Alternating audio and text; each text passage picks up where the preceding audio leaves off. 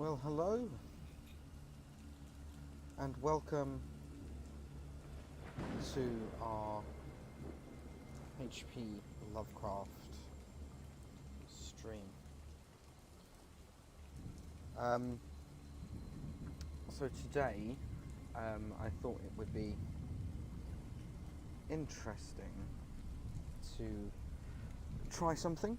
So I'm going to start a series of videos where I read on stream. It'll be interesting. I'm going to read a book, a short story by HP Lovecraft, and this story is called The Nameless City. So I shall begin. The Nameless City, written January 1921, and first published in The Wolverine, number 11, November 1921, pages 3 to 15.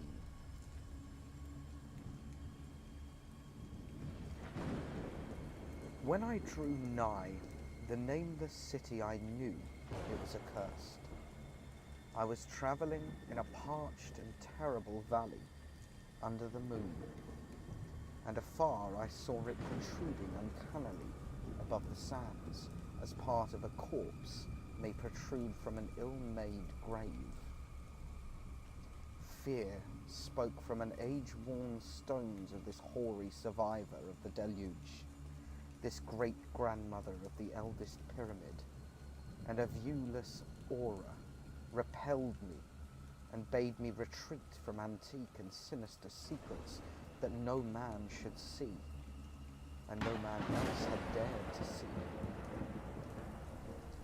Remote in the desert of Araby lies the nameless city, crumbling and inarticulate, its low walls nearly hidden by the sands of uncounted ages.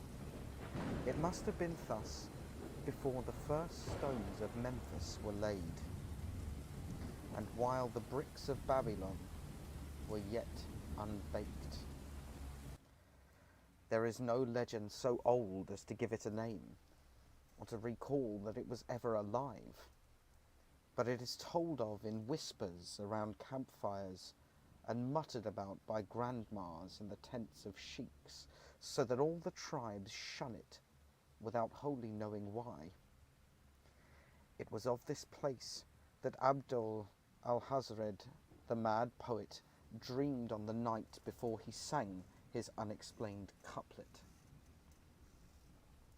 That is not dead which can eternal lie, and with strange aeons even death may die.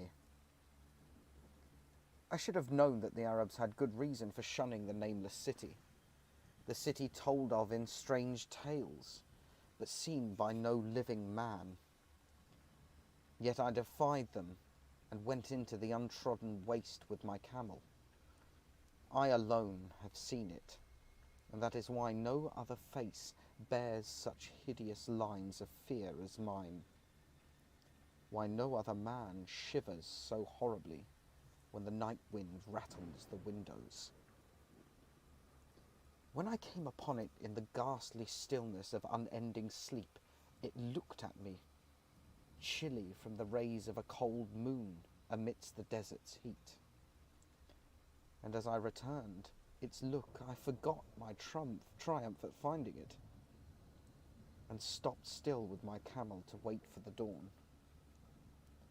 For hours I waited, till the east grew grey and the stars faded, and the grey turned to roseal light edged with gold. I heard a moaning, and saw a storm of sand stirring among the antique stones, though the sky was clear and the vast reaches of desert still. Then suddenly above the desert's far rim came the blazing edge of the sun, seen through the tiny sandstorm which was passing away, and in my fevered state I fancied that from some remote depth there came a crash of musical metal to hail the fiery disc as Memnon hails it from the banks of the Nile. My ears rang, and my imagination seethed as I led my camel slowly across the sand to that unvocal stone place. That place too old for Egypt and Moreau to remember. That place which I alone of living men have seen. In and out amongst the shapeless foundations of houses and places I wandered, finding never a carving or inscription to tell of these men, if men they were, who built this city and dwelt therein so long ago. The antiquity of the spot was unwholesome, and I longed to encounter some sign or device to prove that the city was indeed fashioned by mankind. There were certain proportions and dimensions in the ruins which I did not like.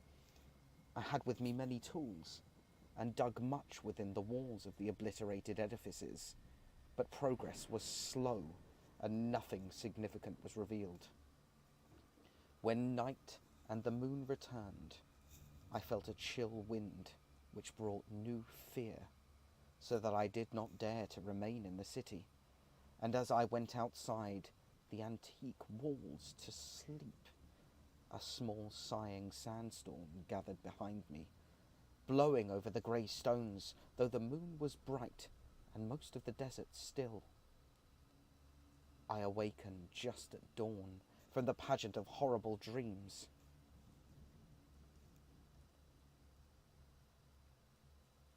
My ears ringing as for some metallic peal. I saw the sun peering redly through the last gusts of a little sandstorm that hovered over the nameless city and marked the quietness of the rest of the landscape. Once more I ventured within these brooding ruins that swelled beneath the sand like an ogre under a coverlet, and again dug vainly for relics of the forgotten race. At noon I rested, and in the afternoon I spent much time tracing the walls and bygone streets, and the outlines of the nearly vanished buildings. I saw that the city had been mighty indeed, and wondered at the sources of its greatness.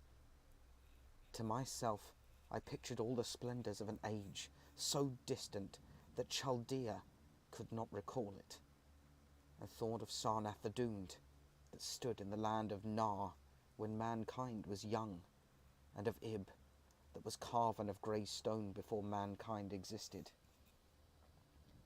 All at once, I came upon a place where the bedrock rose stark through the sand and formed a low cliff. And here I saw with joy what seemed to promise further traces of the antediluvian people. Hewn rudely on the face of the cliff were the unmistakable facades of several small, squat rock houses or temples, whose interiors might preserve many secrets of ages too remote for calculation. Those sandstorms had long since effaced any carvings which may have been outside. Very low and sand-choked were all the dark apertures near me, but I cleared on with my spade and crawled through it, carrying a torch to reveal whatever mysteries it might hold. When I was inside, I saw that the cavern was indeed a temple, and beheld plain sights of the race that had lived there and worshipped before the desert was a desert. Primitive altars, pillars and niches, all curiously low, were not absent, and though I saw no sculptures nor frescoes, there were many singular stones clearly shaped into symbols by artificial means. The lowness of this chiselled chamber was very strange, for I could hardly more than kneel upright, but the area was so great that my torch shewed only part of it at a time. I shuddered oddly in some of the far corners, for certain altars and stones suggested forgotten rites of terrible, revolting and inexplicable nature, and made me wonder what manner of men could have made and frequented such a temple. When I had seen all that that place contained, I crawled out again. avid to find what the temples might yield. Night had now approached, yet the tangible things I had seen made curiosity stronger than fear, so that I did not flee from the long moon-cast shadows that had daunted me when I first saw the nameless city. In the twilight I cleared another aperture, and with the new torch crawled into it, finding more vague stones and symbols, though nothing more definite than the other temple had contained. The room was just as low, but much less broad, ending in a very narrow passage crowded with obscure and cryptical shrines. About these shrines I was prying when the noise of a wind and my camel outside broke through the stillness and drew me forth to see what could have frightened the beast. The moon was gleaming vividly over the primeval ruins, lighting a dense cloud of sand that seemed blown by a strong and decreasing wind from some point along the cliff ahead of me. I knew it was this chilly, sandy wind which had disturbed the camel and was about to lead him to a place of better shelter, when I chanced to glance up and saw that there was no wind atop the cliff.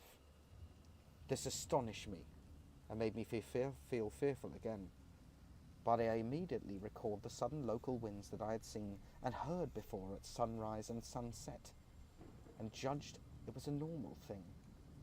I decided that it came from some rock fissure leading to a cave, and watched the troubled sand to trace it to its source. Soon, perceiving that it came from the black orifice of a temple a long distance south of me, almost out of sight, against the choking sand cloud I plodded towards this temple, and as I neared it, it loomed larger than the rest, and shewed a doorway far less clogged and caked with sand. I would have entered had not the terrific force of the icy wind almost quenched my torch. It poured madly out of the dark door, sighing uncannily as it ruffled the sand and spread among the weird ruins. Soon it grew fainter, and the sand grew more and more still, till finally all was at rest again. But a presence seemed stalking among the spectral stones of the city, and when I glanced at the moon, it seemed to quiver, as though mirrored in unquiet waters. I was more afraid than I could explain, but not enough to dull my thirst for wonder. So as soon as the wind was quite gone, I crossed into the dark chamber from which it had come. This temple, as I had fancied from the outside, was larger than any of those I had visited before, and was presumably a natural cavern, since it bore winds from some region beyond. Here I could stand quite upright, but saw that the stones and altars were low as those in the other temples. On the walls and roof I beheld for the first time some traces of the pictorial art of an ancient race, curious, curling streaks of paint that had almost faded or crumbled away. And on two of the altars I saw with rising excitement a maze of well-fashioned, curvilinear carvings. As I held my torch aloft, it seemed to me that the shape of the roof was too regular to be natural, and I wondered what the prehistoric cutters of stone had first worked upon. Their engineering skill must have been vast. Then a brighter flare of the fantastic flame shewed me that for which I had been seeking, the opening to those remoter abysses whence the sudden wind had blown, and I grew faint when I saw that it was a small and plainly artificial door, chiselled in the solid rock. I thrust my torch within, beholding a black tunnel with the roof arching low over the rough flight of very small, numerous and steeply descending steps. I shall always see those steps in my dreams, for I came to learn what they meant. At the time I hardly knew whether to call them steps or mere footholds in the precipitous descent. My mind was whirling from mad thoughts, and the words of warning of Arab prophets seemed to float across the desert and the lands that men know to the nameless city that men dare not know. Yet I hesitated only for a moment before advancing through the portal, and commencing the climb cautiously down the steep passage, feet first, as though on a ladder. It is only the terrible phantasms of drugs or delirium that any other man can have such a descent as mine. The narrow passage led infinitely down, like some hideous, haunted well, and the torch I held above my head could not light the unknown depths toward which I was crawling. I lost track of the hours, and forgot to consult my watch, though I was frightened when I thought of the distance I must be traversing. There were changes of direction and of steepness, and once I came to a long, low, level passage where I had to wriggle, feet first, along the rocky floor. Holding my torch at arm's length beyond my head, the place was not high enough for kneeling.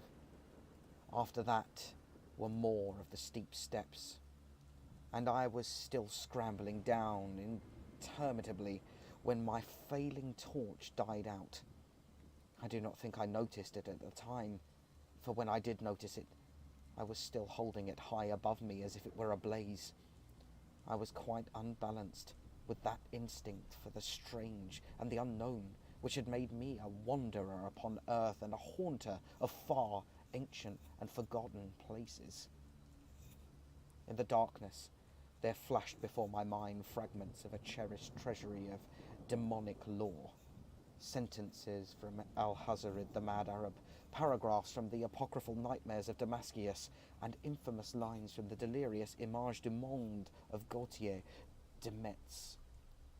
I repeated queer extracts and muttered of Afrasiab and the demons that floated with him down on the Oxus, later chanting over and over again a phrase from one of Lord Dunsany's tales.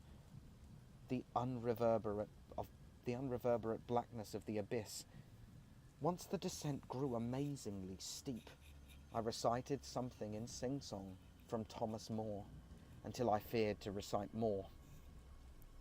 A reservoir of darkness black, as witches' cauldrons are when filled, with moon drugs in the eclipse distilled, leaning to look if foot might pass, down through that chasm I saw beneath, as far as wisdom could explore, the jetty sides as smooth as glass, looking as if just varnished over with the dark pitch the seat of death throws out open its slimy shore. Time had quite ceased to exist when my feet again felt a level floor, and I found myself in a place slightly higher than the rooms in the two smaller temples, now so incalculably far above my head. I could not quite stand, but could kneel upright, and in the dark I shuffled and crept hither and thither at random. I soon knew that I was in a narrow passage whose walls were lined with cases of wood having glass fronts, and in that Paleozoic and abysmal place I felt of such things as polished wood and glass. I shuddered at the possible implications. The cases were apparently ranged along each side of the passage at regular intervals, and were oblong and horizontal, hideously like coffins in shape and size. When I tried to move 2 or 3 for further examination, I found that they were firmly fastened. I saw that the passage was a long one, so floundered ahead rapidly in a creeping run that would have seemed horrible had any eye watched me in the blackness, crossing from side to side occasionally to feel of my surroundings and be sure the walls and rows of cases still stretched on. Man is so used to thinking visually that I almost forgot the darkness and pictured the endless corridor of wood and glass in its low-studded monotony as though I saw it. And then, in a moment of indescribable emotion, I did see it. Just when my fancy merged into real sight, I cannot tell, but there came a gradual glow ahead, and all at once, I knew that I saw the dim outlines of a corridor and the cases revealed by some unknown subterranean phosphorescence. For a little while, all was exactly as I had imagined it, since the glow was very faint. But as I mechanically kept on stumbling ahead into the stronger light, I realized that my fancy had been but feeble. This hall was no relic of crudity like the temples in the city above, but a monument of the most magnificent and exotic art. Rich, vivid, and daringly fantastic designs and pictures formed a continuous scheme of mural painting whose lines and colours were beyond description. The cases were of strange golden wood, with fronts of exquisite glass, and containing the mummified forms of creatures outreaching in grotesqueness the most chaotic dreams of man. To convey any idea of these monstrosities is impossible. They were of the reptile kind, and body lines suggesting sometimes the crocodile, sometimes the seal, but more often nothing of which either the naturalist or the paleontologist ever heard. In size, they approximated a small man, and their forelegs bore delicate and evidently flexible feet, curiously like human hands and fingers. But strangest of all were their heads, which presented a contour violating all known biological principles. To nothing can such things be well compared. In one flash I thought of comparisons as varied as the cat, the bullfrog, the mythic satyr, and the human being. Not Jove himself had so colossal and protuberant a forehead, yet the horns and the noselessness and the alligator-like jaw placed the things outside all established categories. I debated for a time on the reality of the mummies, half suspecting they were artificial idols, but soon decided they were indeed some Paleogean species which had lived when the nameless city was alive. To crown their grotesqueness, most of them were gorgeously enrobed in the costliest of fabrics, and lavishly laden with ornaments of gold, jewels, and unknown shining metals. The importance of these crawling creatures must have been vast, for they held first place among the wild designs on the frescoed walls and the ceiling. With matchless skill had the artist drawn them in a world of their own, wherein they had cities and gardens fashioned to suit their dimensions, and I could not help but think that their pictured history was allegorical, perhaps shewing the progress of the race that worshipped them. These creatures, I said to myself, were to men of the nameless city what the she-wolf was to Rome, or some totem beast is to the tribe of Indians.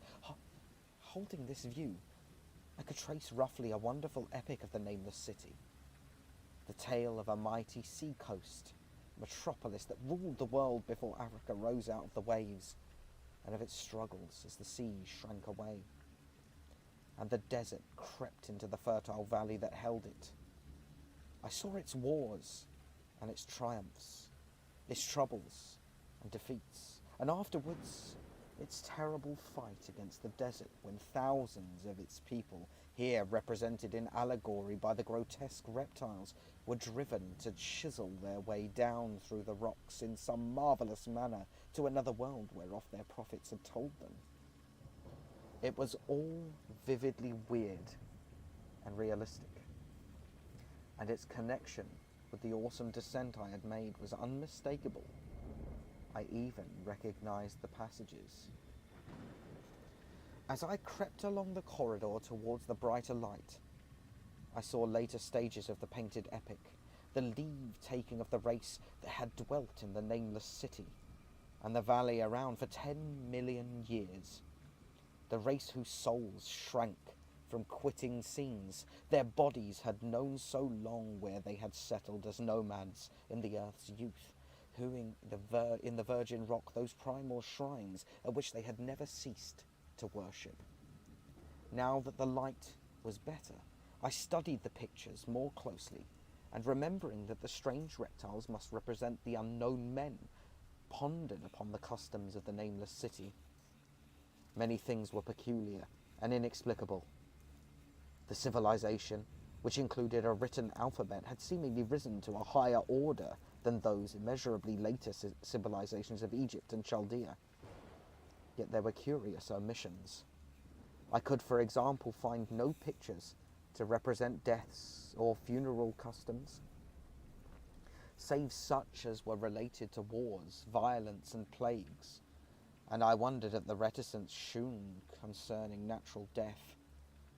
It was as though the ideal of earthly immortality had been fostered as a cheering illusion. Still, nearer the end of the passage was painted scenes of the utmost picturesqueness and extravagance, contrasted views of the nameless city and its desertion, its growing ruin, and the strange new realm of paradise to which the race had hewed its way through the stone.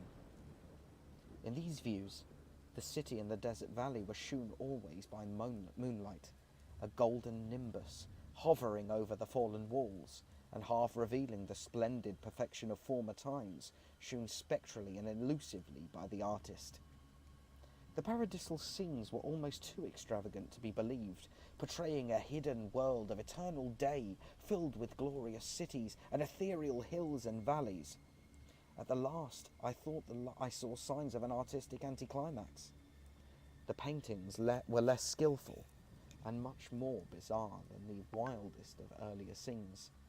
They seemed to record a slow decadence of the ancient stock, coupled with a growing ferocity towards the outside world from which it was driven by the desert. The forms of the people, always represented by the sacred reptiles, appeared to be gradually wasting away, though their spirit, as shown hovering above the ruins by moonlight, gained in proportion. Emaciated priests, displayed as reptiles in ornate robes, cursed the upper air and all who breathed it. And one terrible final scene showed a primitive-looking man, perhaps a pioneer of ancient Iram, the city of pillars, torn to pieces by the members of the elder race. I remember how the Arabs fear the nameless city, and was glad that beyond this place the grey walls and ceiling were bare. As I viewed the pageant of mural history, I had approached very closely to the end of the low-ceiled hall, and was aware of a great gate through which came all of the illuminating phosphorescence.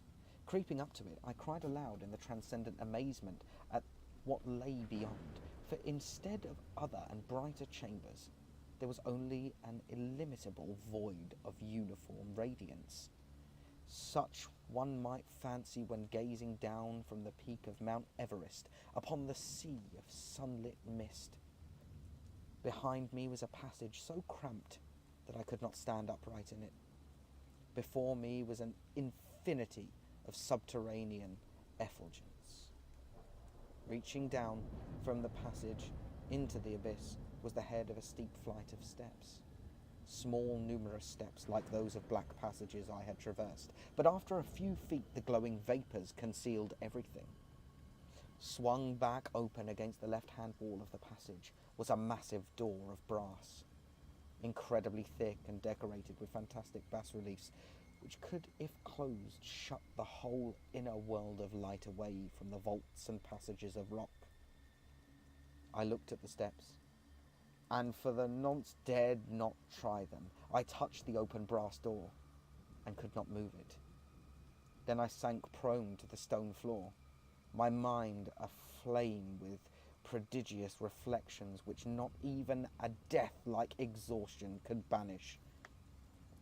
As I lay still, with closed eyes, free to ponder, many things I had noted in the frescoes came back to me, with new and terrible significance.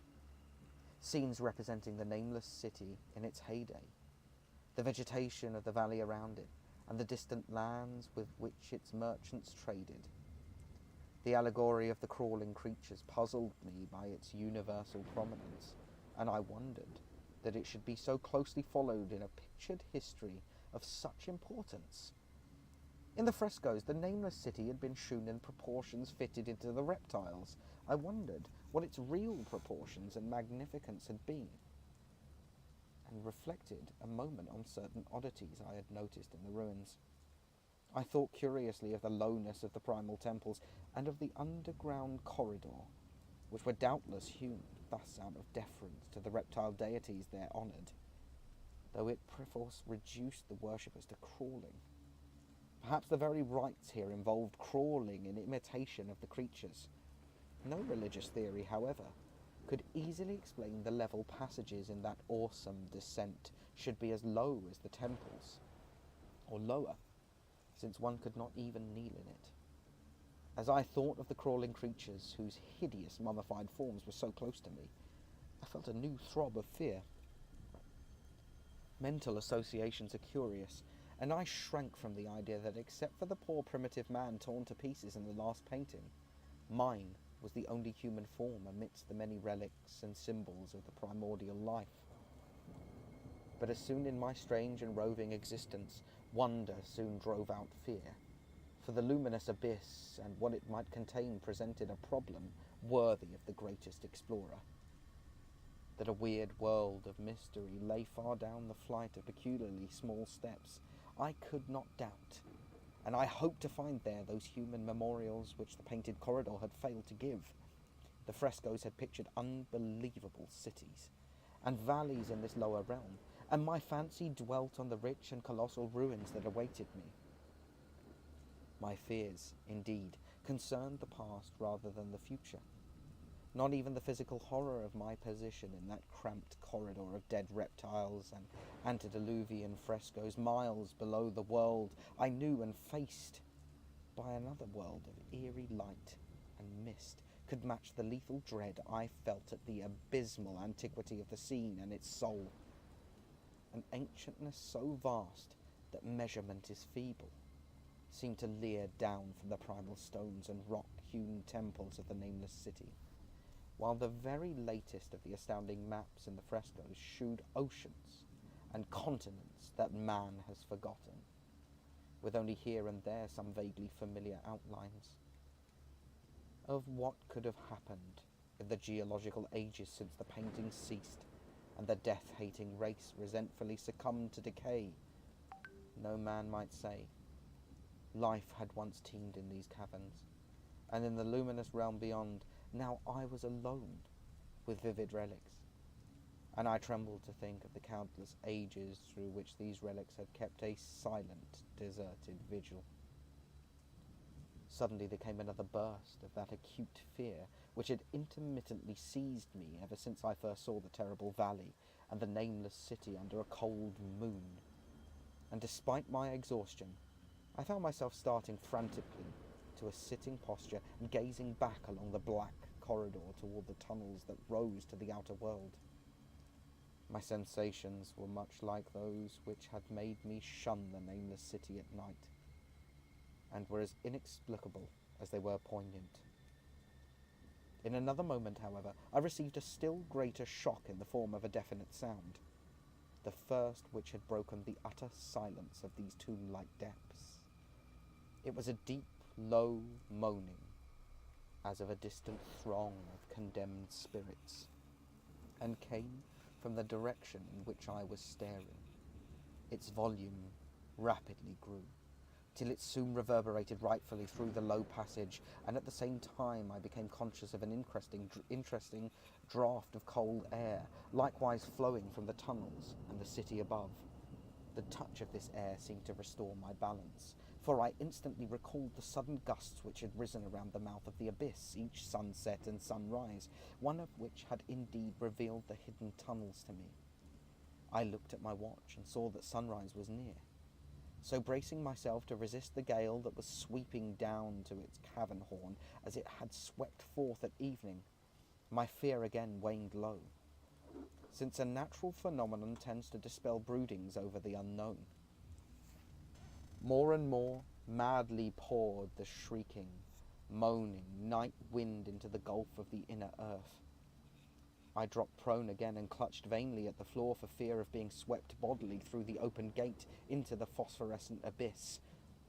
Such fury I had not expected, and as I grew aware of an actual slipping of my form towards the abyss, I was beset by 1,000 new terrors of apprehension and imagination.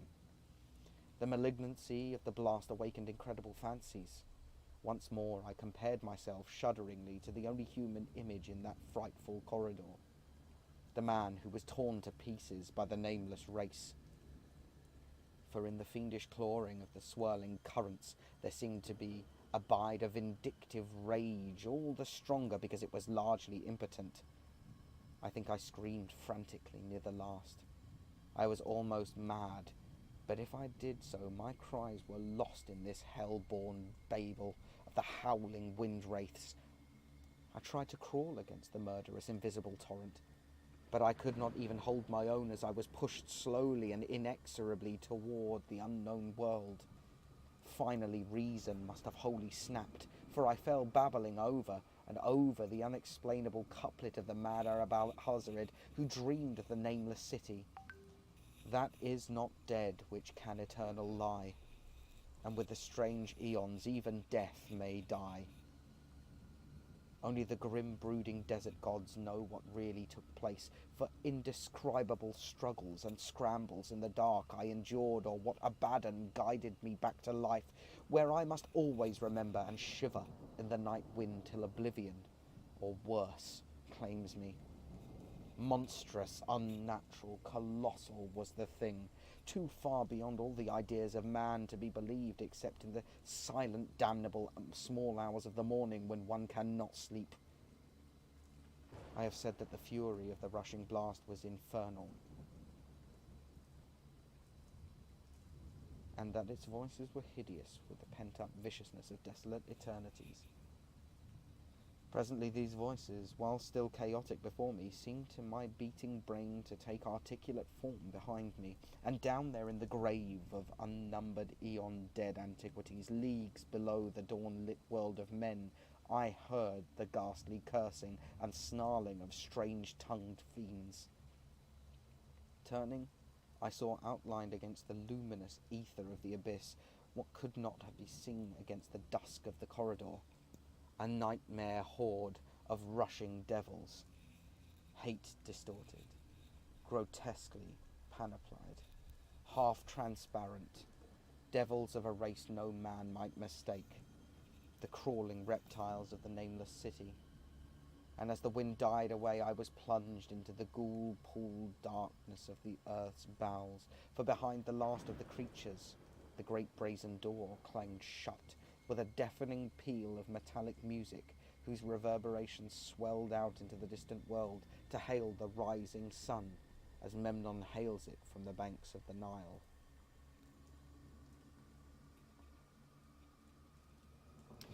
Well, that was The Nameless City, short story by HP Lovecraft.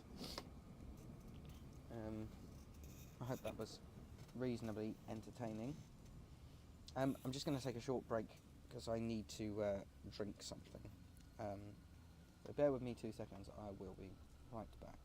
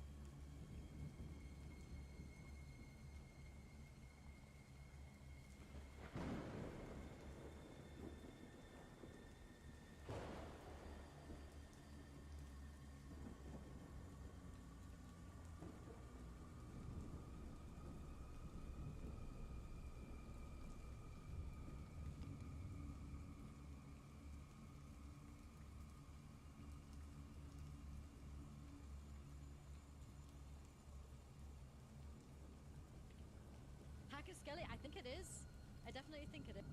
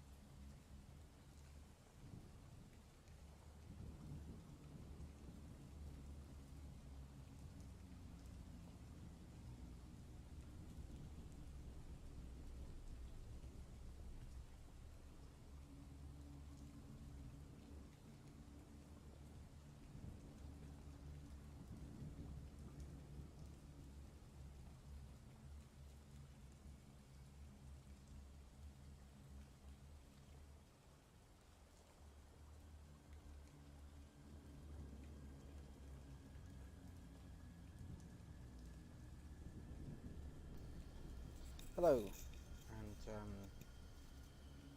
I am back. Would you like me to read another Lovecraftian short story?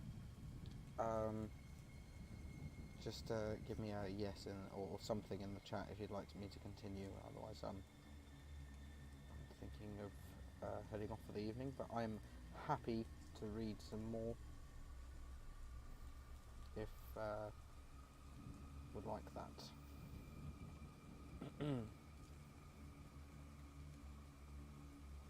The next short story in the compendium that I have is called The Festival, and I have not read any of these before, so this is a first time for me.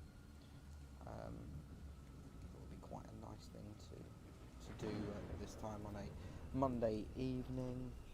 Be a nice relaxing thing to do.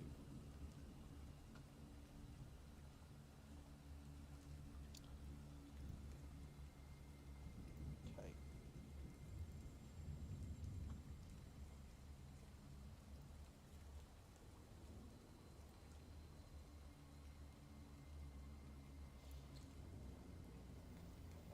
Right.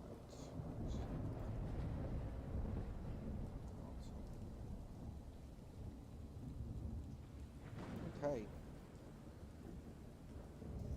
I'm ready to go.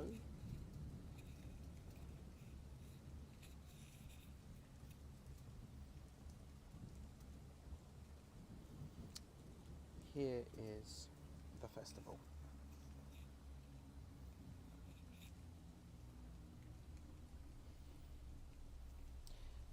The festival. Efficiunt demones utque non sunt, sic tamen quasi sint, conspicienda hominibus exhibiant. Lactantius. Translation. Devils so work that things which are not appear to men as if they were real.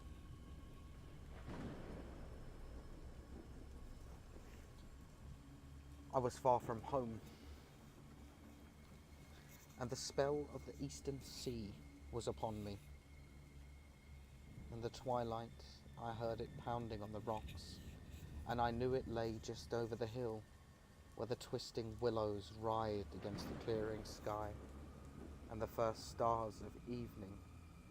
And because my fathers had called me to the old town beyond, I pushed on through the shallow, new-fallen snow, along the road that soared lonely up to where Aldebaran twinkled among the trees, on towards the very ancient town I had never seen, but often dreamed of. It was the Yuletide that men call Christmas, though they know in their hearts it is older than Bethlehem and Babylon, older than Memphis and mankind. Hello to new viewers.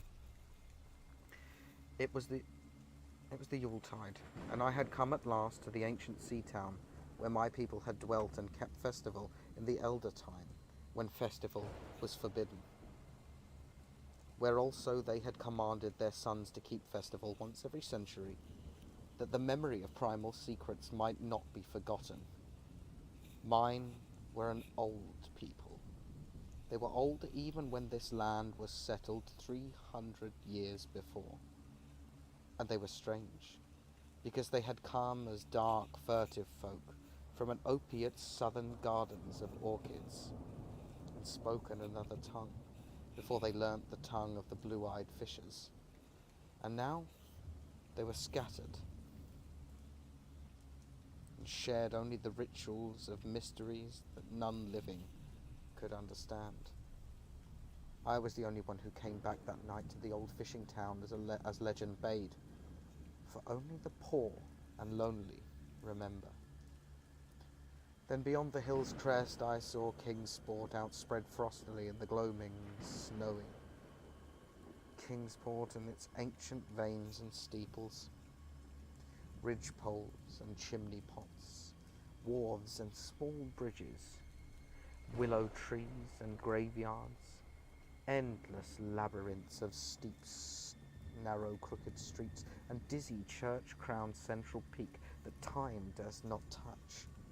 Ceaseless mazes of colonial houses piled and scattered at all angles and levels like a child's disordered blocks, antiquity hovering on grey wings over winter-whitened gables and gambrel roofs, fan lights and small paned windows, one by one gleaming out in the cold dusk to join Orion and the archaic stars. And against the rotting wharves, the sea pounded. The secretive, immemorial sea out of which the people had come in the elder time. Beside the road and its crest, a still higher summit rose, bleak and windswept, and I saw that it was a burying ground where black gravestones stuck ghoulishly through the snow like the decayed fingernails of a gigantic corpse. The printless road was very lonely, and sometimes I thought I heard a distant horrible creaking as of a gibbet in the wind. They had hanged 4 kinsmen of mine for witchcraft in 1692, but I did not know just where. As the road wound down the seaward slope, I listened for the merry sounds of a village at evening, but did not hear them. And I thought of the season, and felt that these old Puritan folk might well have Christmas customs strange to me, and full of silent hearthside prayer. So after that I did not listen for merriment or look for wayfarers, but kept on down past the hushed lighted farmhouses and shadowy stone walls to where the signs of ancient shops and sea taverns creaked in the salt breeze, and the grotesque knockers of pillared doorways glistened along deserted, unpaved lines in the light of little curtained windows. I had seen maps of the town, and knew where to find the home of my people. It was told that I should be known and welcomed, for village legend lives long. So I hastened through the back street to Circle Court and across the fresh snow on one full flagstone pavement in the town, to where Green Lane leads off behind the market house. The old maps still held good, and I had no trouble, though at Arkham they must have lied when they said the trolleys ran into this place, since I saw not a wire overhead. Snow would have hid the rails in any case. I was glad I had chosen to walk, for the white village had seemed very beautiful from the hill, and now I was eager to knock at the door of my people, the 7th house on the left in Green Lane, with an ancient peaked roof and jutting second story, all built before 1650. There were lights inside the house when I came upon it, and I saw from the diamond window panes that it must have been kept very close to its antique state. The upper part overhung the narrow grass-grown street and nearly met the overhanging part of the house opposite, so that I was almost in a tunnel, with the low stone doorstep wholly free from snow. There was no sidewalk, but many houses had high doors reached by double flights of steps with iron railings. It was an odd scene, and because it was strange to New England, I had never known its like before, though it pleased me. I would have relished it better if there had been footprints in the snow and people in the streets, and a few windows without drawn curtains. When I sounded the archaic iron knocker, I was half afraid. Some fear had been gathering in me, perhaps because of the strangeness of my heritage and the bleakness of the evening, and the queerness of the silence in that aged town of curious customs. And when my knock was answered, I was fully afraid, because I had not heard any footsteps before the door creaked open. But I was not afraid long, for the gowned, slippered old man in the doorway had a bland face that reassured me, and though he made signs that he was dumb, he wrote a quaint and ancient welcome with a stylus and wax tablet he carried. He beckoned me into a low candle-lit room with massive exposed rafters and dark, stiff, sparse furniture of the 17th century. The past was vivid there, for not an attribute was missing. There was a cavernous fireplace and spinning wheel at which a bent old woman in loose wrapper and deep poke bonnet sat back toward me, silently spinning, despite the festive season. An indefinite dampness seemed upon the place, and I marvelled that no fire should be blazing. The high-backed settle faced the row of curtained windows at the left, and seemed to be occupied, though I was not sure. I didn't like everything about what I saw, and I felt again the fear I had. This fear grew stronger from what I had before had lessened it, and the more I looked at the old man's bland face, the more its very blandness terrified me. The eyes never moved, and the skin was too like wax. Finally, I was sure it was not a face at all, but a fiendishly cunning mask. But the flabby hands, curiously gloved, wrote genially on the tablet and told me I must wait a while before I could be led to the place of festival.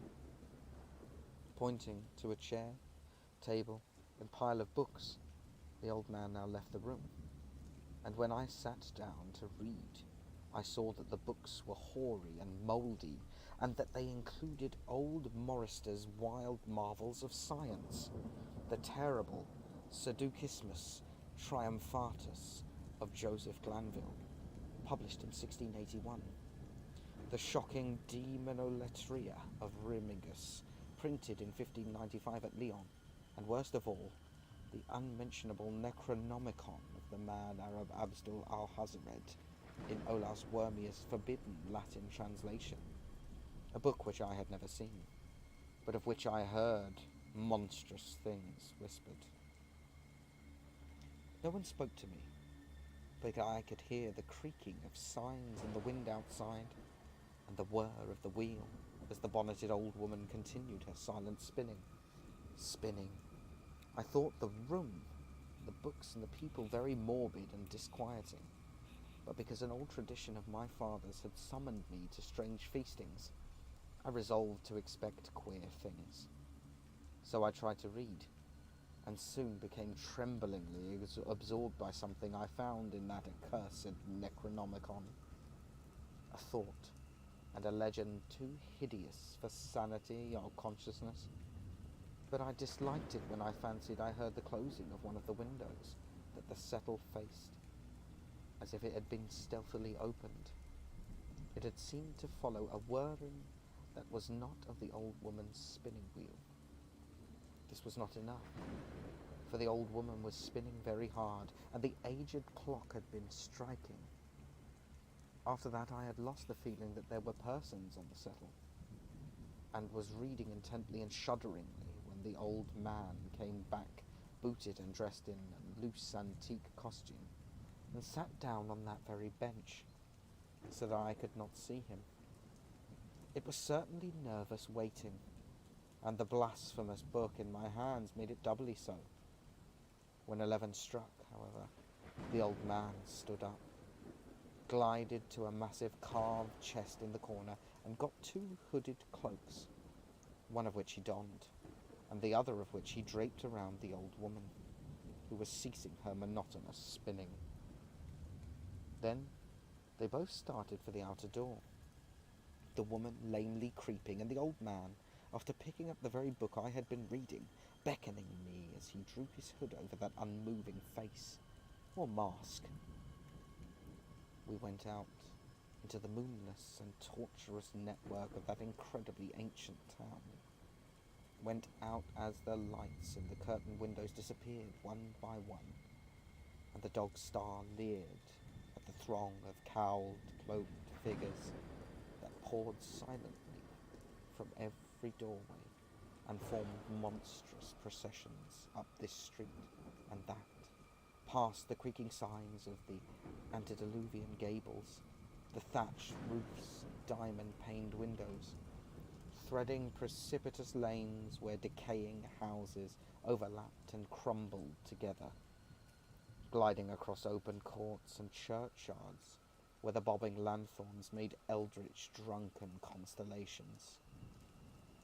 Amid these hushed throngs, I followed my voiceless guides, jostled by elbows that seemed preternaturally soft, and pressed by chests and stomachs that seemed abnormally pulpy, but seeing never a face and hearing never a word. Up, up, up the eerie columns slithered, and I saw that all the travellers were converging as they flowed near a sort of focus of crazy alleys at the top of a high hill in the centre of town, where perched a great white church. I had seen it from the road's crest when I looked at Kingsport and in the new dusk, and it had made me shiver, because Aldebaran had seemed to balance itself in the moment on the ghostly spire. There was an open space around the church, partly a churchyard with spectral shafts and partly a half-paved square swept nearly bare of snow by the wind and lined with unwholesomely archaic houses having peaked roofs and overhanging gables. Death fires danced over the tombs, revealing gruesome vistas, though queerly failing to cast any shadows. Past the churchyard, where there was no houses, I could see over the hill's summit and watch the glimmer of stars on the harbour, though the town was invisible in the dark. Only once in a while a lanthorn bobbed horribly through serpentine alleys on its way to overtake the throng that was now slipping speechlessly into the church. I waited till the crowd had oozed into the black doorway, until all the stragglers had followed. The old man was pulling at my sleeve, but I was determined to be the last. Then I finally went, the sinister man and the old spinning woman before me. Crossing the threshold into the swarming temple of unknown darkness, I turned once to look at the outside world as the churchyard phosphorescence cast a sickly glow on the hilltop pavement. And as I did, I shuddered.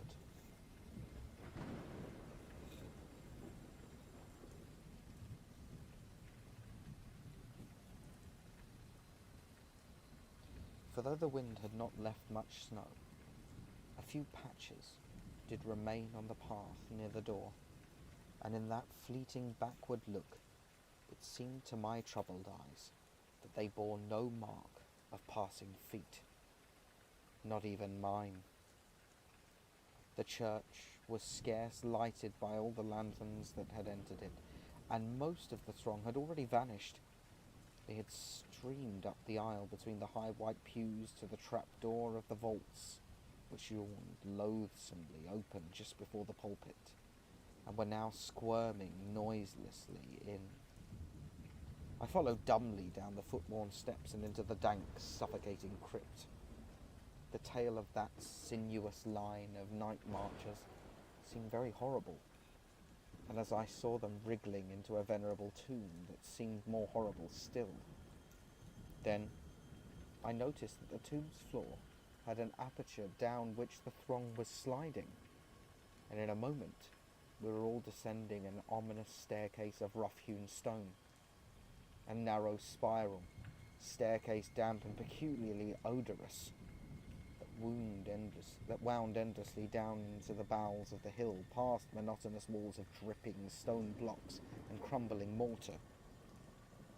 It was a silent, shocking descent, and I observed after a horrible interval that the walls and steps were changing in nature, as if chiselled out of solid rock.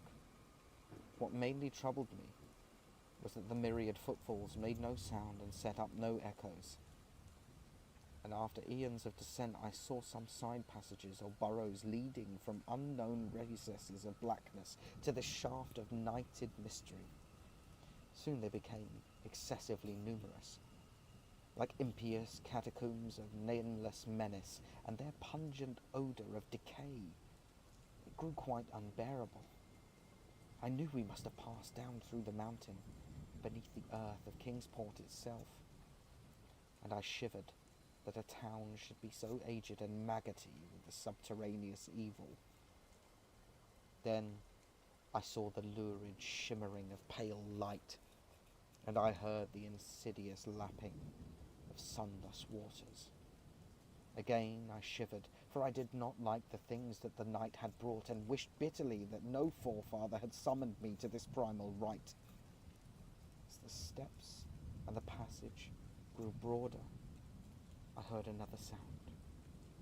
The thin, whining mockery of a feeble flute, and suddenly there spread out before me the boundless vista of an inner world, a vast fungus shore, litten by belching column of sick greenish flame, and washed by a wide, oily river that flowed from abysses frightful and unsuspected to join the blackest gulfs of immemorial ocean.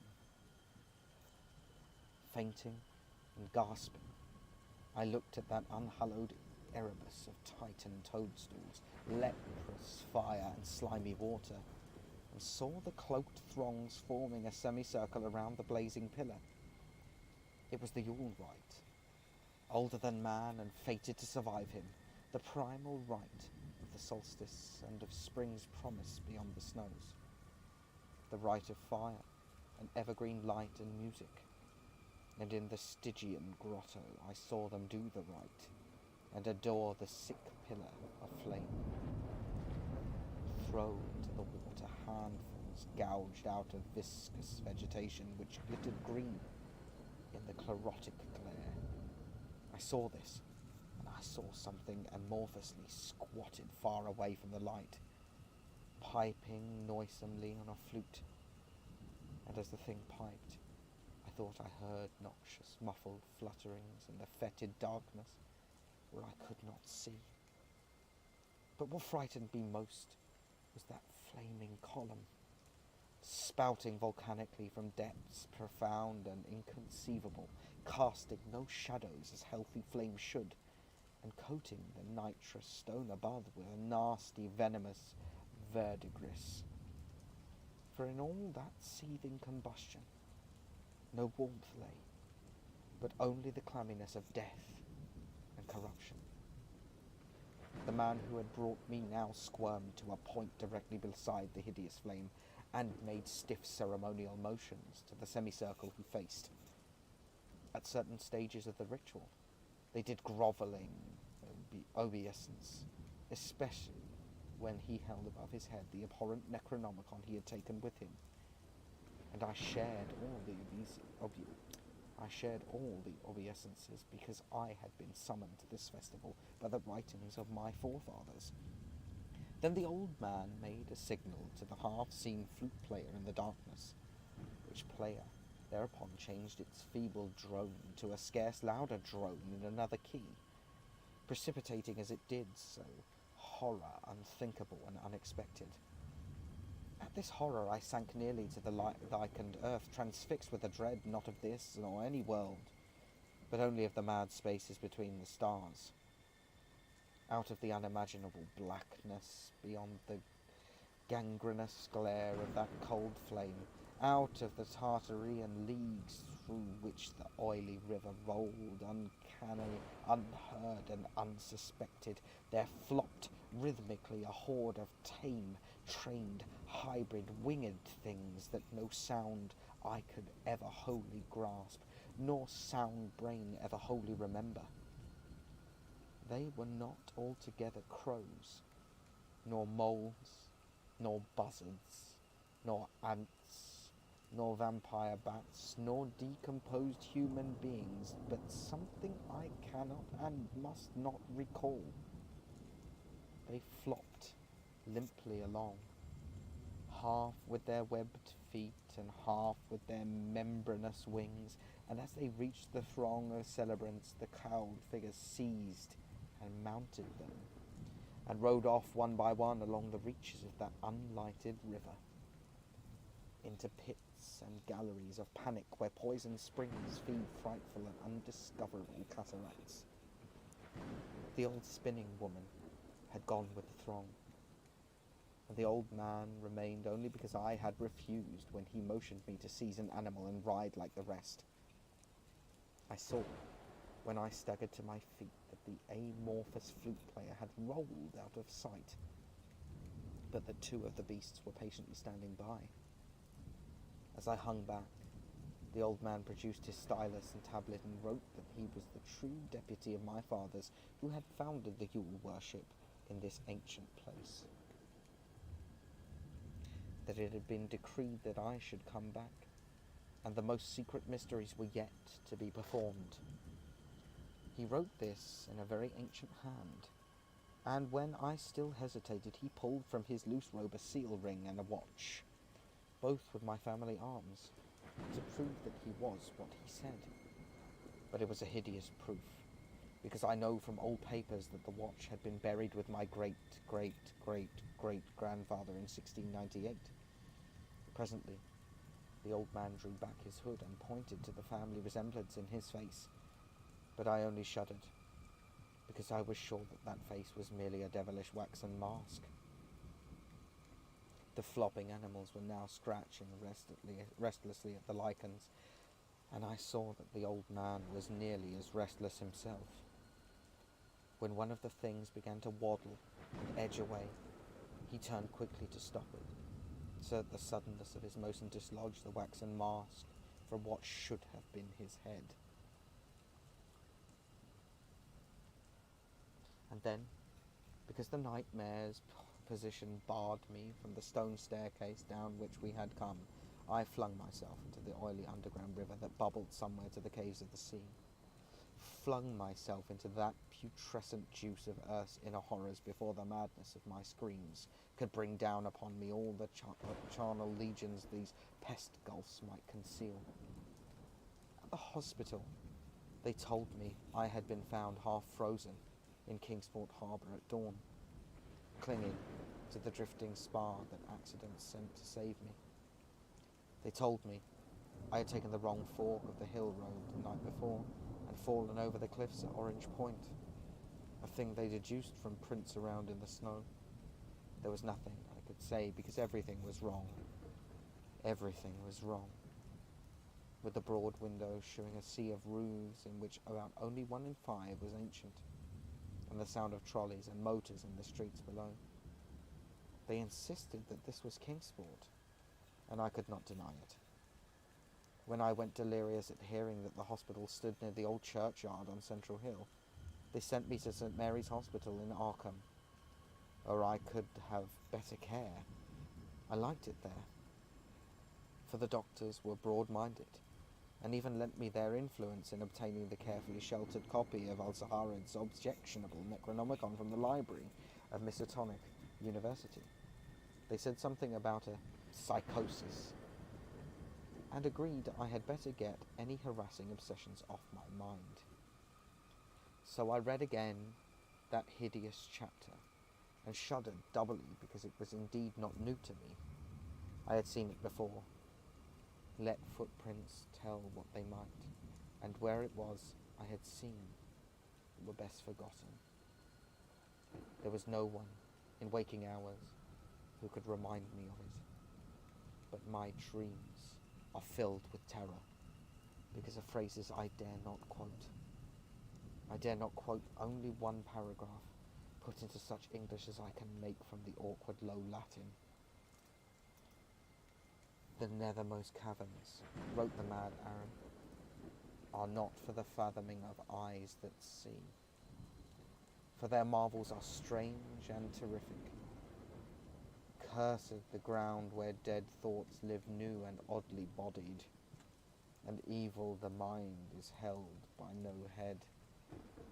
Wisely did Ibn Shikabal say that happy is the tomb where no wizard hath lain, and happy the town at night whose wizards are all ashes. For it is of old rumour that the soul of the devil bought hastes not from his charnel clay, but fats and instructs the very worm that gnaws, till out of corruption horrid life springs, and the dull scavengers of earth wax crafty to vex it, and swell monstrous to plague it.